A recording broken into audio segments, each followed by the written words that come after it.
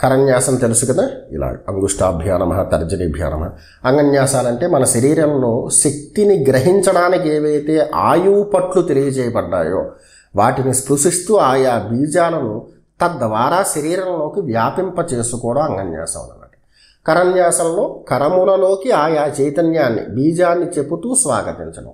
ఐం అనేది అంగుష్టాభ్యా నమః ఉందనుకోండి, ఐం అంగుష్టాభ్యా నమః అనకూడదు. అంగుష్టాభ్యా నమః అన్నప్పుడు క్రియ చేయకూడదు. ఐం అనే బీజాన్ని లోపలికి స్వాగతించాలి.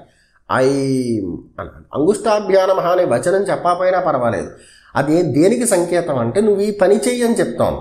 ఐం హ్రీం ఇలా చేసుకోవచ్చు. ఐం అంగుష్టాభ్యా నమః. అంగుష్టాభ్యా నమః అన్నప్పుడు కిందకి లాగడం అంటే లోపలికి స్వాగతించడం కాదు.